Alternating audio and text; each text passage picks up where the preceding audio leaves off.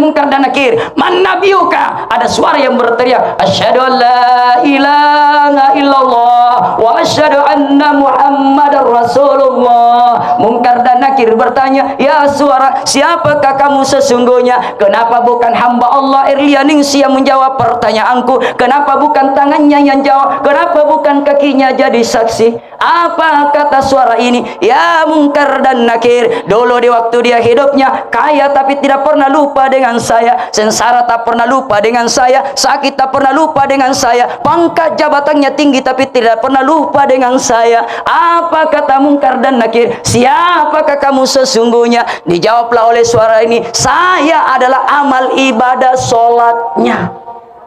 Bismillahirrahmanirrahim. Bismillahi wa subhanallah walhamdulillah wa la ilaha illallah wallahu akbar wa la hawla wa la quwata illa billahil aliyul azim. Yang sama-sama kita hormati dan muliakan Bapak Camat Kolaka, yang sama-sama kita hormati dan muliakan seluruh para pejabat yang sempat hadir, yang sama-sama kita hormati dan muliakan Gurunda saya Al-Mukarram Al-Ustadz Haji Saifuddin Bustami MA. Izin Ustadz saya ceramah di hadapan. Yang saya hormati dan muliakan orang tua kita Bapak Haji Arman Wahab, yang sama-sama kita hormati dan muliakan. Di sini pula hadir Gurunda saya sekali juga izin dosen saya Bapak Haji Rahman Maru. Beliau adalah dosen saya yang banyak mengajari saya tentang ilmu. Izin Ustadz. Yang saya hormati dan muliakan Ketua Pembangunan Masjid Babul Ghaffar dan seluruh jamaah yang sempat hadir, tokoh agama, tokoh adat, tokoh masyarakat, tokoh pendidik, tokoh perempuan, tokoh pemuda dan pemudi, lebih terkhusus keluarga besar yang ditinggal oleh almarhumah Erlia Ningsi Nasir. Mudah-mudahan insya Allah keluarga yang ditinggal senantiasa diberikan kesabaran dan ketabahan oleh Allah Subhanahu wa Ta'ala. Amin ya rabbal alamin. Assalamualaikum warahmatullahi wabarakatuh.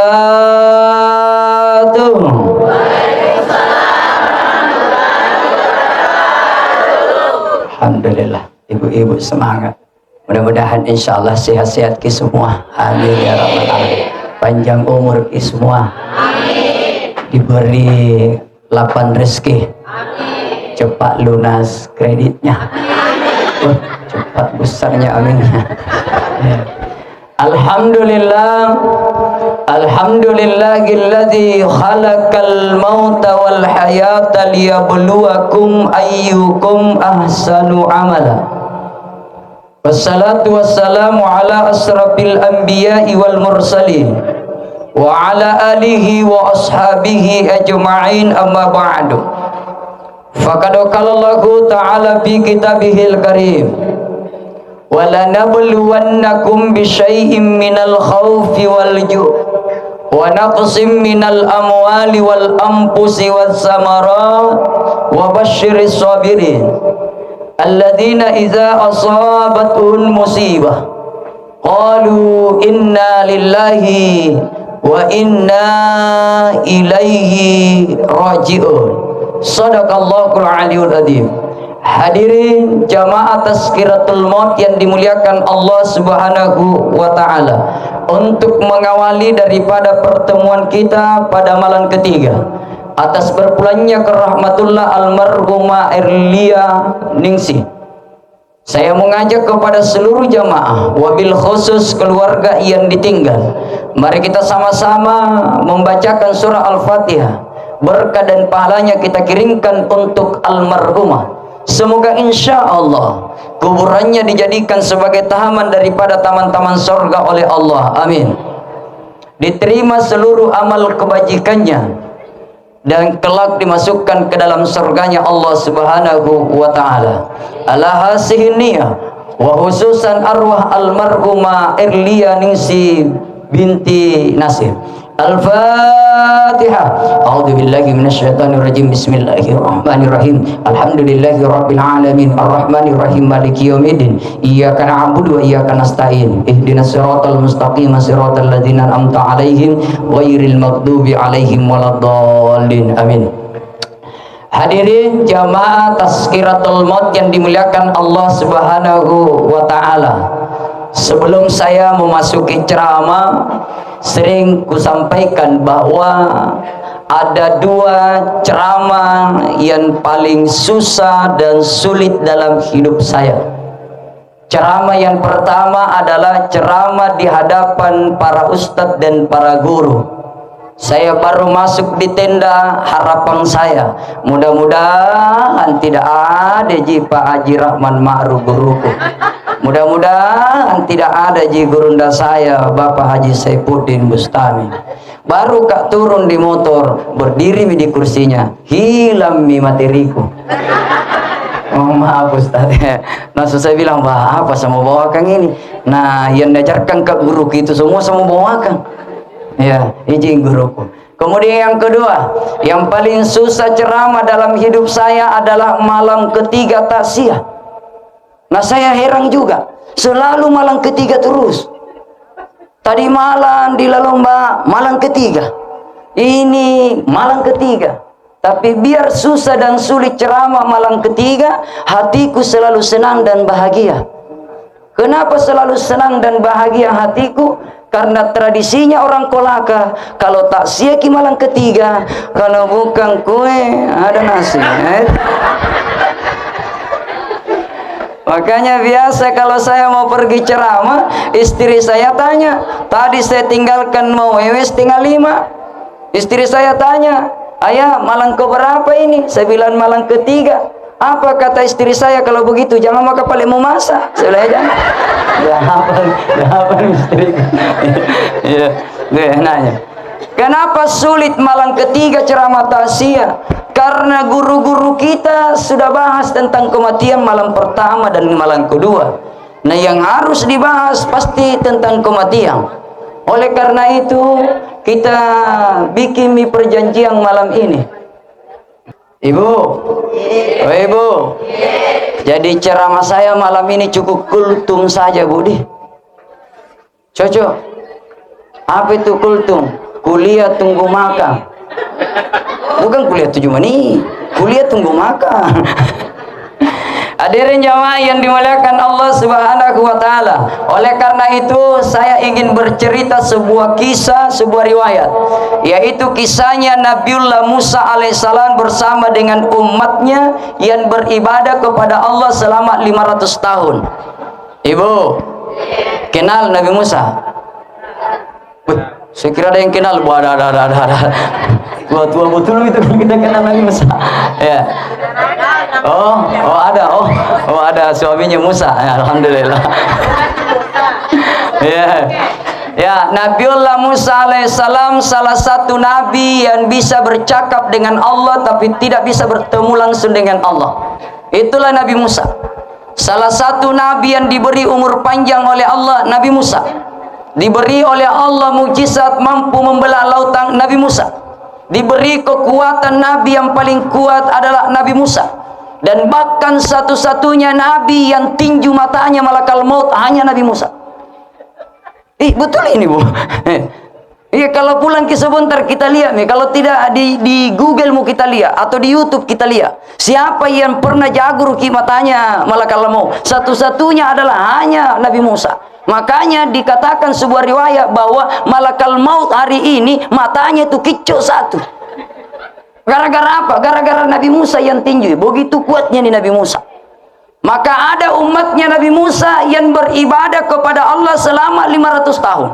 Dia datang kepada Musa. Dia bermohon kepada Musa. Ya Musa, bukankah kamu adalah nabi yang bisa bercakap langsung dengan Allah? Ada permohonanku kepada kamu Nabi Musa. Apa kata Nabi Musa? Apa yang kau mohonkan dariku? Ya Musa, mohon kau datang kepada Allah, tanya Allah, sampaikan Allah, karena saya sudah beribadah kepadanya selama 500 tahun. Kira-kira kalau saya meninggal dunia, surga apa yang akan Allah berikan kepada saya? Maka Nabi Musa pergi kepada Allah menghadap, sampaikan, ya Allah, ada umatku beribadah kepadamu selama 500 tahun. Kira-kira kalau dia meninggal sebentar atau besok kau cabut nyawanya, kira-kira surga apa yang kau berikan untuknya? Apa kata Allah? Ya Musa, tanpa kau datang dariku, saya sudah tahu bahwa ada hambaku, ada umatmu yang beribadah kepadamu selama 500 kepadaku selama 500 tahun. Tapi Musa, sampaikan umatmu, kalau dia meninggal sebentar, kalau dia secabut nyawanya besok, maka bukan surga saya siapkan untuknya, tapi saya akan balas dan saya akan berikan neraka paling di bawah, namanya neraka Jahannam. Oh, kaget Nabi Musa. Wah, masa 500 tahun neraka didapat? Tapi kan Nabi Musa orang tidak terlalu banyak pertanyaannya sama Tuhannya. Ya. Maka kembalilah Nabi Musa. Apa kata umatnya? Ya Musa, sudah ketemu dengan Allah? Sudah.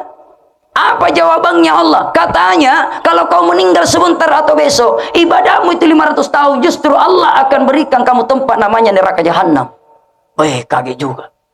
Maka dia minta lagi sama Nabi Musa, ya Musa, kau datang lagi sama Allah, sampaikan Allah, kalau memang Allah harus takdirkan saya harus masuk ke dalam neraka, ketika saya sudah berada di pintu neraka, sampaikan Allah agar dia perbesar tubuhku, dia perbesar badanku. Untuk apa? Biar dengan badanku ini saya tutupi pintu neraka, agar orang lain jangan ada yang masuk ke dalam neraka. Maka disampaikanlah Nabi Musa kepada Allah. Setelah itu, maka Nabi Musa bertanya, ya Allah, kenapa ibadahnya 500 tahun, kau balas dia dengan neraka Jahannam paling di bawah?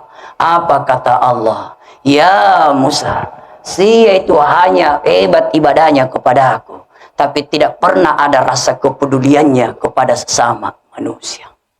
Satu. Yang kedua, ya Allah, kira-kira kalau engkau takdirkan masuk ke dalam neraka lalu dia besarkan tubuhnya, dia halangi orang lain masuk ke dalam neraka, kira-kira kalau dia kau cabut nyawanya, apa yang kau balaskan? Apa kata Allah? Kalau saya cabut sebentar atau besok, gara-gara dia yang halangi tubuhnya agar orang lain jangan masuk ke dalam neraka, maka saya balas dia dengan surga. Lalu Musa bertanya, kenapa dengan hanya menghalangi orang masuk, badannya menghalangi orang masuk ke dalam neraka, kau balas dia dengan surga? Ya Musa, kata Allah, bukankah menghalangi saudara-saudaranya masuk ke dalam neraka itu adalah bentuk kepedulian, dan itu adalah merupakan kuhablum minan nasnya yang baik. Apa hikmat kesimpulan dibalik cerita kisah yang saya ceritakan ini?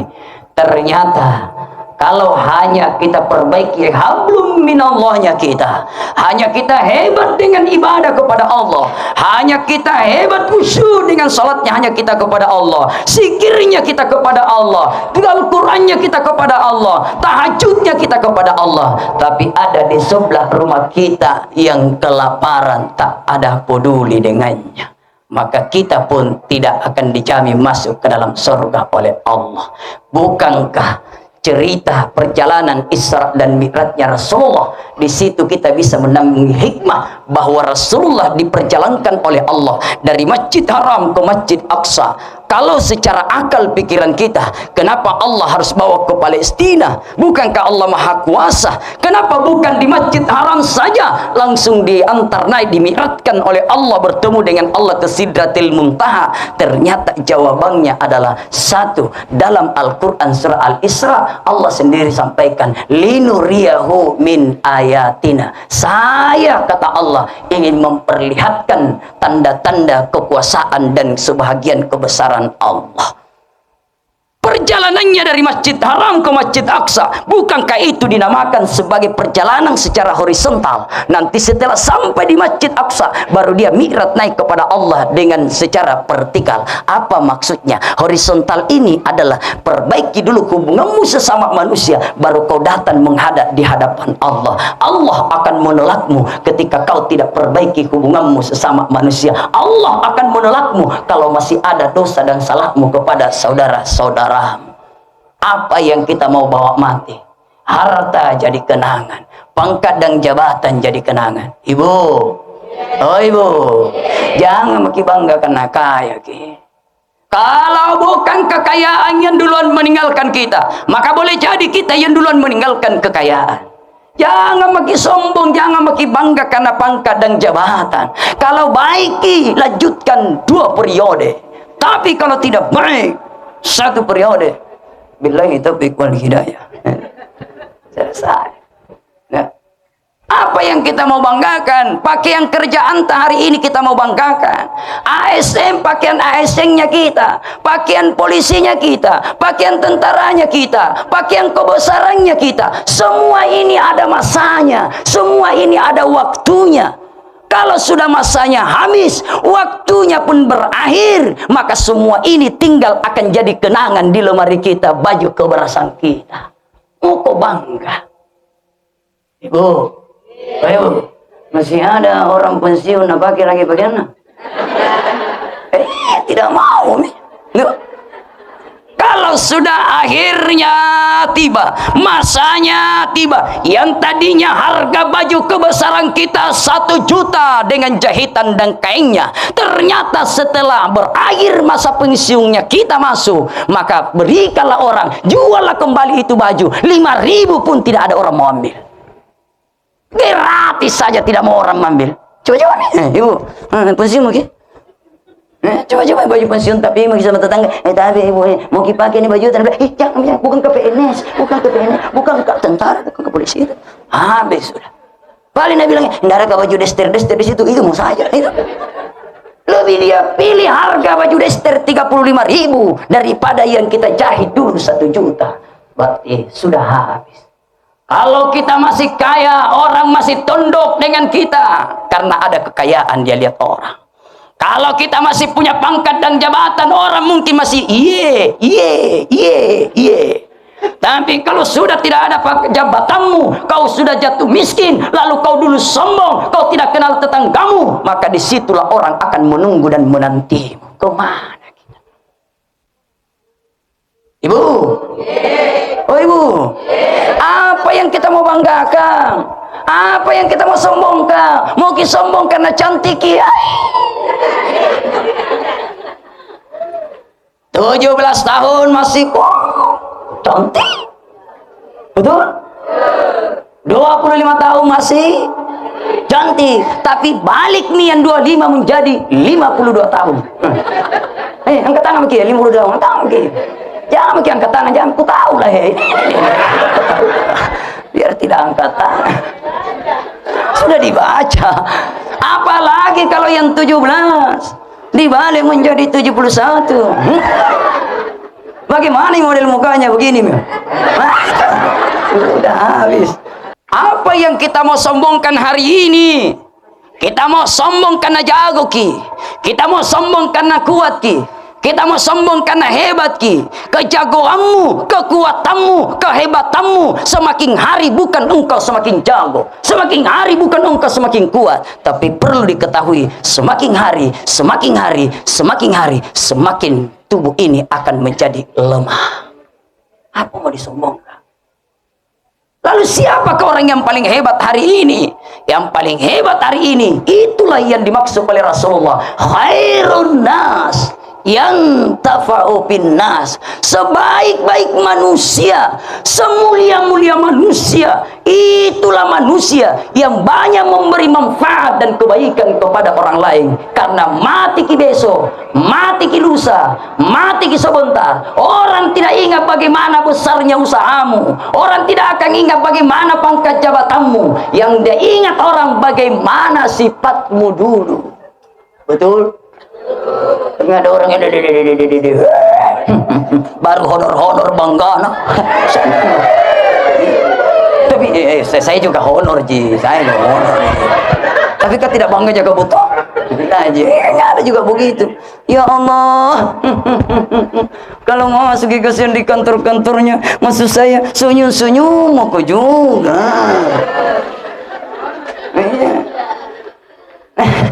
Honor juga bu, ibu. Nah bilangnya ke honor juga sama begitu bu. Masya Allah. Apa yang mau ingat orang? Contoh, tapi ibu, oh ibu, kalau ada anak hari ini yang kerja di kantoran, lebih-lebih kerja di puskesmas, lebih-lebih kerja di rumah sakit, sebelum dia tinggalkan rumahnya, satu jasa saja titipan sama anak ta. Nah, ingat kok. Itu yang kau miliki hari ini, nah, itu hanya titipan Allah, nah. Yang anda ingat orang dari kamu, nah, layani orang sebaik-baiknya, nah. Kau tidak bisa layani orang beri dengan uangmu. Kau berkata-kata baik minas sama orang, atau kau senyum saja sama orang. Itu mi pesan ta sama anata. Kang ada orang nak mau mati tambah mati ki. Kenapa betul? Tidak ada di sini, tidak ada. Tapi coba bayangkan enak perasaan, baru kita turun di mobil, kita disapa dengan senyuman, kita pun diberikan kata-kata yang manis, belum piku makan obatmu sembuh maka tapi bawa balik masuk. Kenapa ini muka seperti donat tidak jadi? Bencana. Masalah. Itu mati ki. Apa dengan orang? Baiknya itu yang, baiknya itu yang. Baru kita diumumkan nama kita di masjid. Inna lillahi wa inna ilaihi rajiun. Telah berpulang ke rahmatullah Erlianing Sinasir. Masya Allah. Orang yang dengar pengumuman ini kaget dan sedih. Yang keluar di lisannya, mati apa kesian? Baik sekali tuh anak kasihan, baik sekali tuh keluarganya, baik sekali tuh kasihan, baik sekali. Kenapa itu anak kasihan? Nah, baru-baru kurasa menikah. Itu keluar di lisannya orang baik. Kenapa? Bukankah dulu dia pernah menanam kebaikan, tumbuh kebaikan, berbuah kebaikan? Orang pun nikmati kebaikan ini setelah pun mati pohon itu. Tapi kalau ada diumumkan, Inna lillahi wa inna ilaihi rajiun. Telah berpulang ke rahmatullah sepulang. Orang dengar, mati nih anu. Oh iya mati nih. Alhamdulillah amai kampung. Nah, itu. Kira-kira Bu ada? Ada. Nah belum mati disuruh mati. Kira mati nih anu. Baru kasih sakit-sakit dia bilang, udah lama itu mati. Ibu, kebaikan yang dikenang orang, jangankan kita manusia akan kenang kebaikan kita, bahkan Allah pun rindu kepada hambanya yang beriman, rindu kepada hambanya yang bertakwa, rindu kepada hambanya yang amal-amalnya baik, amalnya saleh, rindu kepada hambanya. Siapakah dia? Allah. Ibu, jadi kalau mau kita rindukan suami kita baik, Cocok bu, mau kita selalu sayang suami kita, mau kita selalu kenal suami kita baik, mau kita selalu cinta suami kita. 4 saja syaratnya, mau kita kasih tahu. 1, jaga-jagain mulutnya. Cocok. Ini kan ada juga istri ada itu mulutnya. Dari mana? Kayak orang kerasukan saja. Tidak ada istri begini sini. Alhamdulillah. Ibu, bolehlah dimarahi bapaknya. Tidak ada apa-apa, silakan marahi bapaknya. Tapi caranya, kalau pulang kerja bapaknya, biarkan dulu dia mandi, biarkan dulu dia ganti pakaiannya, siapkan makanan, tanya minum apa yang kita suka. Nanti setelah itu baru kita marahi kalau memang mau marah. Tapi Pak, kalau sudah mandi, sudah ganti pakaian, sudah kenyang, sudah minum kopi, dimarahi, ambil 1 jurus. Jurus apa itu? Tinggalkan rumah, selesai masalah. Ini daripada tinggal berkelahi itu. Ibu, mau dikenal sama suami. Nah, yang kedua adalah perbaiki makanannya suami. Kalau ada istri hanya masak Indomie saja nak tahu. Itu. Yang ketiga, Ibu. Yang ketiga, kalau kita mau dikenang baik oleh suami, mau dikenang baik oleh orang, yang ketiga adalah perbaiki tempat tidurnya suami. Cocok, Bu? Kan ada juga itu tempat tidurnya suami, spraynya ada 2 bulan tidak pernah diganti-ganti. Mau bau teme dikasih. Nabi bilang suaminya, ganti-ganti itu mamanya. Nabi bilang, tidur ke bawah, nah tidur mau saya tidur mau nah tidak kau cium itu kalau tidur kok. Iya bukan tidak cium, tapi seandainya bisa langsung terpejam mata, enak aja tidur tak. Ini spray sudah bau teme, datang lagi istri temak dester, naroget teme lagi dester, kerja sabun ada. Bagaimana kita mau nyenyak tidur? Tapi tidak ada di sini, Pak. Tidak ada, Pak. Tidak ada. Alhamdulillah. Yang terakhir, kalau kita mau dikenang baik oleh suami, yang terakhir adalah tunaikan sebaik-baiknya kewajiban tak. Ibu, kita tahu je kewajiban tak? Kita tahu je. Apa kewajiban tak? Cari uang. Bukan cari uang, jadi PNS, berdagang, cari uang, itu bukan kewajiban. Tapi kewajibannya ibu hanya satu. Apa itu, Bu? Taati suami. Itu saja. Ibu, mau masuk surga? Dua syaratnya. Taati Allah dan taati suami. Mohon maaf, setuju gini malang ibu deh. Sebenarnya itu, Bu, pekerjaan rumah itu bukan pekerjaannya ibu. Ya sebentar. Ada jawabannya bapak-bapak. Ibu, sebenarnya pekerjaan rumah itu bukan pekerjaannya ibu. Mencuci pekerjaan suami, setuju? Memasak pekerjaannya suami, setuju? Ada setuju tadi, malas motor.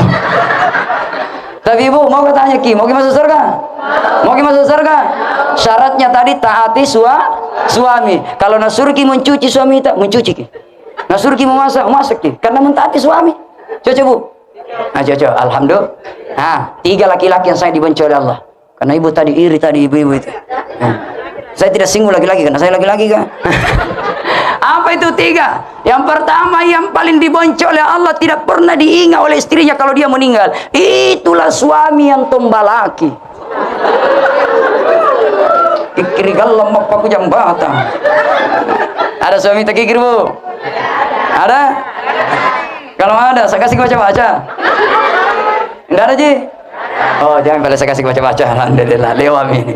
Iya kan ada memang suami Bu, baik kikirnya luar biasa. Mau lihat istrinya cantik tapi tidak pernah kena kasih uang. Mau makan enak-enak tidak pernah kena kasih uang. Ada itu suami begitu. Makanya dikasih baca-baca Bu, sebentar baca-bacanya. Ya. Yang kedua, suami yang sangat dibenci oleh Allah, tidak pernah diingat oleh istri kalau dia meninggal. Itulah suami yang selalu menyakiti hati dan perasaannya istrinya. Sedikit-sedikit marah, apalagi nak tampilin. Oh, Nabi bilang kapan mati bapak anak itu. Yang terakhir, suami yang dibenci oleh Allah itulah suami yang tidak pernah melaksanakan dan menunaikan kewajibannya. Masya Allah, kalau kita jadi istri baik, kalau kita jadi suami baik, kalau kita jadi hamba baik, amal salehnya kita baik, kita beriman, kita bertakwa, justru Allah rindu dengan hambanya yang beriman dan bertakwa. Sebelum datang malakal mau cabut rohnya Ibu Erlia Ningsih, karena dia adalah orang baik, apalagi dia meninggal karena asbab meninggal melahirkan. Bukankah Rasulullah mengatakan siapapun yang meninggal kalau dia adalah umat Islam meninggal karena melahirkan, maka dia adalah mati syahid. Masya Allah, dia ini sudah husnul khatimah, mati syahid. Tuh. Dirindukan oleh Allah. Caranya Allah bagaimana merindukannya? Satu, dia perlakukan dulu dengan baik hambanya. Caranya bagaimana dia perlakukan? Yang pertama adalah dia perintahkan malaikat, ya malaikat, saat ini Erlia hambaku Ningsih dalam keadaan takut, dalam keadaan sedih. Kenapa Ibu Erlia sedih? Kenapa Ibu Erlia takut? Dia takut karena dia tahu bagaimana sakitnya cabutan roh, berpisah dengan tubuh ini dengan roh ini. Sakitnya, kata Nabiullah Idris alaihissalam, jauh lebih sakit daripada kambing dikuliti hidup-hidup. Jauh lebih sakit daripada tusukan pedang 300 kali ke tubuh yang sama. Jauh lebih sakit daripada mata kail pancing dimasukkan ke tubuh yang hidup lalu ditarik paksa. Takut Ibu Erlia. Kenapa dia sedih Ibu Erlia? Bukankah dia sedih karena dia pandang ke kanan, dia pandang keluarganya, dia pandang anak-anaknya, dia pandang keluarganya, sedih dia. Rasanya berat perasaan ini untuk meninggalkan keluarga yang mencinta dan menyayangiku.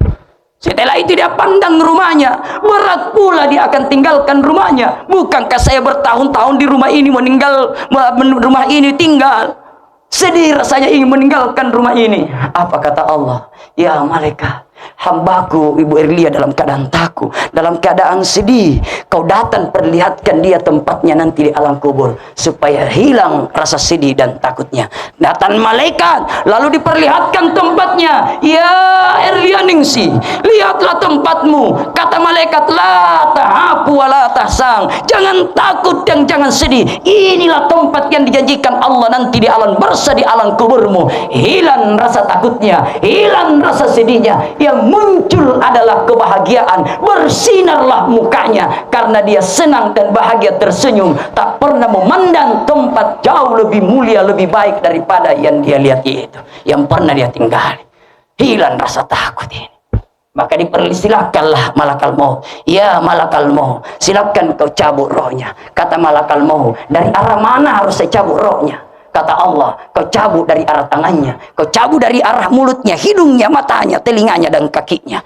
Mau dicabut rohnya lewat tangannya, tidak bisa malakal maut cabut lewat tangannya. Kenapa? Keluar amal-amal kebajikannya di tangan ini. Lalu berkata kepada malakal maut, ya malakal maut, jangan kau cabut rohnya Erlia lewat tangan ini. Saya adalah amal-amal kebajikannya. Amal kebajikannya mana yang bertanggung jawab di hadapan malakal maut? Amal dulu di waktu dia hidup, rajin bersedekah, rajin keluarkan zakat, rajin bantu fakir miskin, rajin bantu masjid, rajin bantu pondok-pondok pesantren, rajin infak dan bersedekah di jalan Allah. Tak sanggup malakal maut dicabut rohnya lewat tangannya. Maka dia pindah ke matanya, pindah ke hidungnya, pindah ke mulut, telinga, dan terakhir adalah kakinya. Semua tak sanggup dicabut oleh malakal maut, karena tidak melangkah, tidak memandang, tidak mencium, tidak berbicara, tidak bergerak tangan, kalau bukan semua bermakna ibadah. Lapor kepada Allah, ya Allah, hambamu Erlia Ningsi, saya tak sanggup cabut rohnya dari arah yang kutentukan itu, ya Allah, di tubuhnya. Kata Allah, saya sangat rindu dengannya. Maka kau ke surgalah, lalu kau tulislah namaku, Bismillahirrahmanirrahim. Perlihatkan dia Ibu Erlia bahwa Allah sangat rindu ingin bertemu dengannya. Barulah ada kesempatan malaikat Israel, malakal maut, mencabut roh dan nyawanya. Sebelum dicabut, Masya Allah, sementara cabutan ini adalah suara. Apa suara itu? Ya ayyatuhan nafsul mutmainnah, irji'i ila rabbiki radiyatan mardiyah, wadkhuli fi ibadi wadkhuli jannati. Masya Allah, keluarlah roh ini seperti air yang ditumpah di air cerek, lalu dibungkus dia dari kain putih, namanya kain minur dari surga, lalu diberikanlah wangi-wangian roh ini. Diantar kemana roh ini oleh malaikat? Ternyata diantar menghadap kepada Allah, melewati langit pertama sampai langit ketujuh. Sebelum dia masuk di langit, ternyata seluruh pintu-pintu langit terbuka dengan lebar. Lalu pun bertanyalah penjaga langit, ya malaikat, apa yang kau bawa ini? Kenapa begitu terang cahayanya? Kenapa begitu harum wanginya? Saya tidak pernah mencium seharum ini. Apa kata malaikat? Inilah rohnya hamba Allah yang mulia, hamba Allah yang dirindukan, Neng Erlia Ningsi Nasir. Masya Allah, apa kata malaikat? Sebelum kau bawa menghadap di hadapan Allah, letakkan di hadapanku, saya ingin mensolatinya sebelum menghadap di hadapan Allah. Manusia mulia dia. Sesampainya lewati langit ketujuh, Allah berfirman kepada malaikat, ya malaikat, uktubi bi'illiyin. Ya malaikat, tulislah rohnya hambaku yang mulia di tempat yang mulia, derajat yang tertinggi, namanya Illiyin. Sementara Allah pun jelaskan dalam Al-Quran surah Al-Mutaffifin, wa ma adraka ma illiyun. Apa itu illiyun? Kata Allah. Ternyata Allah sendiri yang menjawabnya. Yushhiduhul muqarrabun. Illiyun itu adalah tempat di mana dikelilingi dan disaksikan ribuan malaikat. Ini orang baik. Bagaimana kalau orang tidak baik? Orang yang tidak mau melakukan kebaikan, disuruh salat, apa kata dia? Wah, nanti masih muda kah? Disuruh puasa, apa kata dia? Wah, punya maka. Kalaulah pun dia puasa, terkadang puasanya puasa setengah. Kenapa puasa setengah? Karena masih ada sisanya sahur kah? Itu. Disuruh ke masjid, apa kata dia? Biar di rumah saja yo sembahyang koyo, silakan. Mau salat silakan, tidak mau salat silakan, mau baik silakan, tidak mau baik silakan. Tapi perlu kita ingat bahwa kematian rahasianya Allah. Seandainya orang tahu bahwa besok dia akan meninggal, maka pun dia tidak akan berani tinggalkan rumahnya. Seandainya orang tahu kalau ternyata setelah naik di kapal, sebentar kapal itu akan tenggelam, dibayar seberapa pun tak akan berani tinggalkan rumahnya. Mati rahasianya Allah. Kalau dia dicabut rodang nyawanya, sementara dia tidak pernah melakukan kebaikan, dia hanya bergeliman dengan dosanya, dia hanya bergeliman dengan maksiatnya, sebelum dicabut rodang nyawanya. Bahkan Aisyah pun meriwayatkan dalam kitab yang dikarang oleh Imam Al-Qurtubi, kalau orang yang ahli maksiat tidak mau melakukan kebaikan, 1 tahun mau menjelang kematiannya, sudah dikirim oleh Allah iblis setan untuk menggoda terus menerus. Apa kata Allah? Kau goda terus menerus, tutup rapat hatinya supaya jangan dia bisa menerima namanya kebaikan. Bukankah Allah sampaikan fi qulubihim maradun fazadakumullahu marad walahum azabun alimun bima kanu yaksibun. Hatinya akan ditutup rapat oleh Allah, tidak bisa menerima kebaikan. Ketika ingin dicabut rodang nyawanya, semakin takut dia, semakin sedih dia. Maka setelah itu apa kata Allah? Kau datang perlihatkan tempatnya, bahwa inilah nanti tempatmu di alam kuburmu, inilah nanti tempatmu di alam barzah. Maka di situ semakin takut dia.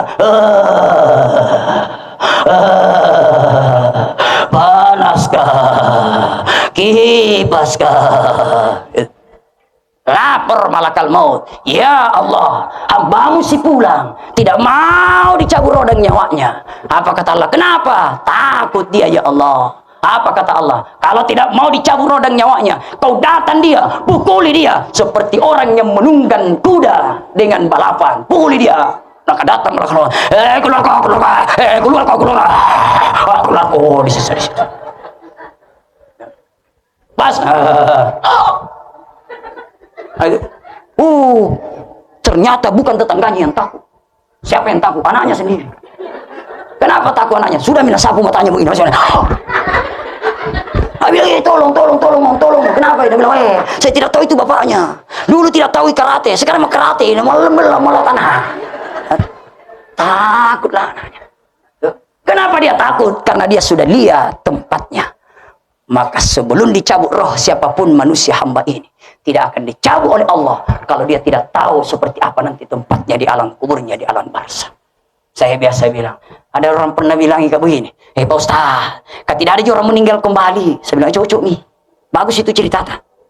Seandainya ada orang meninggal kembali, contohnya ini di Kolaka, seandainya orang meninggal kembali semua, nah tidak ada orang tinggal di Kolaka, pasti ditinggal semua karena pocong mami. Iringan di belakang anda. Ya. Maka setelah dicabut rodang nyawanya, maka wajahnya ketakutan dia. Maka dibungkuslah rohnya dengan apa? Kain hitam. Roh itu jauh lebih busuk dari busuknya bangkai.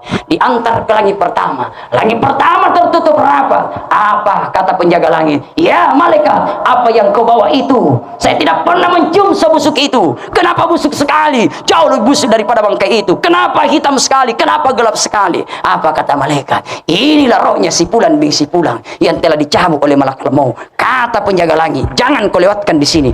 Bawa dia turun ke tanah, ke bumi. Tanah pertama, kedua, ketiga, keempat, kelima, keenam, ketujuh. Sampai tempatnya roh yang tidak mau melakukan kebaikan. Namanya Sijjiyin. Mohon maaf Bapak dan Ibu. Jadi beda aja tempatnya. Insya Allah Ibu Erlilia dan kita semua akan ditempatkan namanya Illiyin. Amin ya Rabbal Alamin. Yang tidak mau melakukan kebaikan, maka ditempatkan oleh Allah di bumi yang ketujuh di bawahnya. Namanya Sijjiyin. Cijin, tempat yang hina, tempat yang rendah.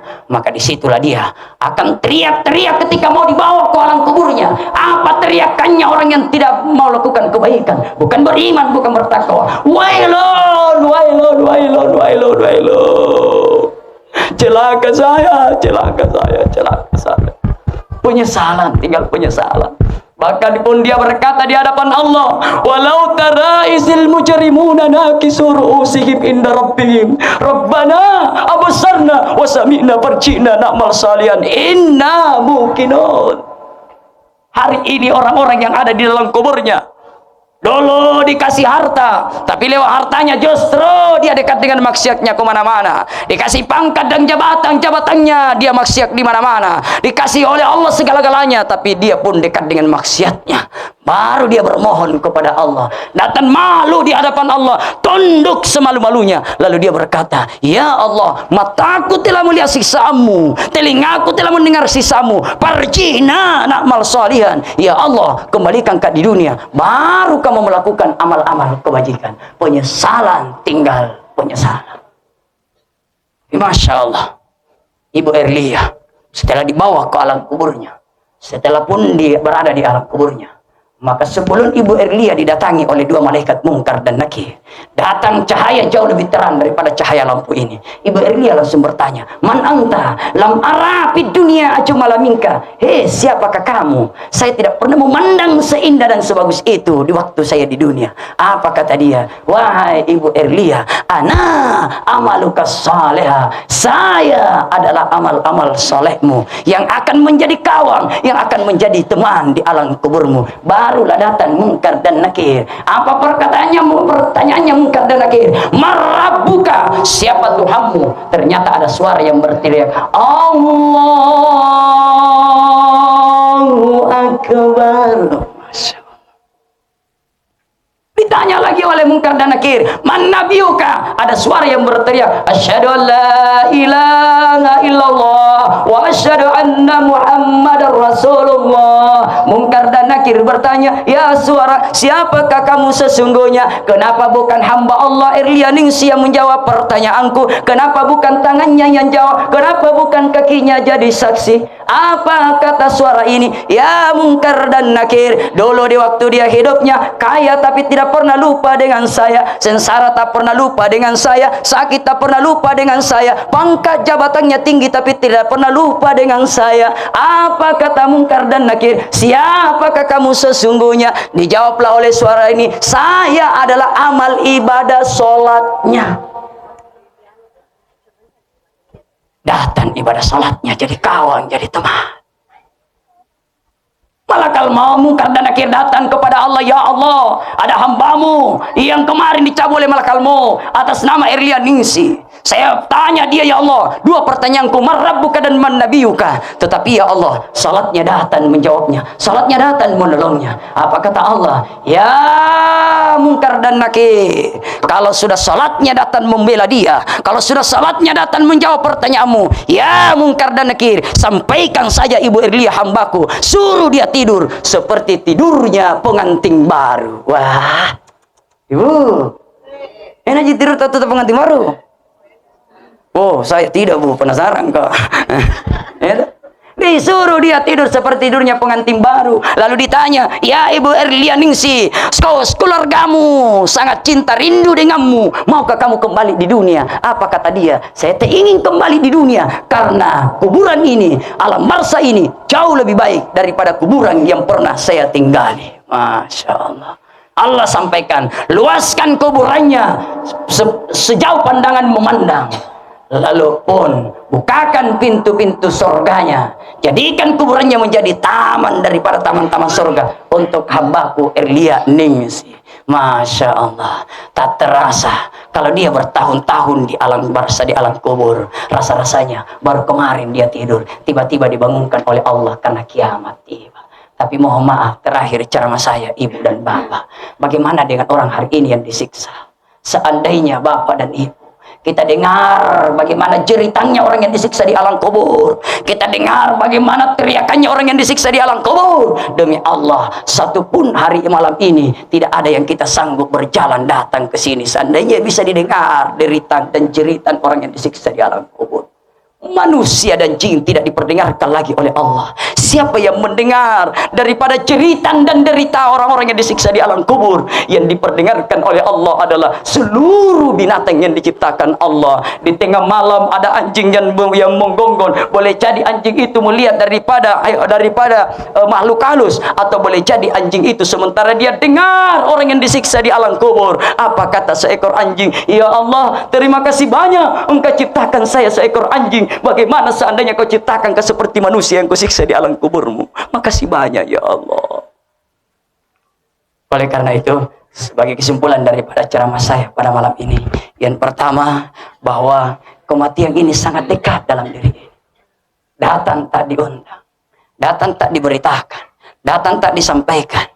Karena ini adalah mati rahasianya Allah. Mari kita semua bersiap-siap untuk menghadapi namanya kematian ini. Apa yang kita mau persiapkan bagi kita yang masih hidup? Yang kita mau persiapkan dua saja.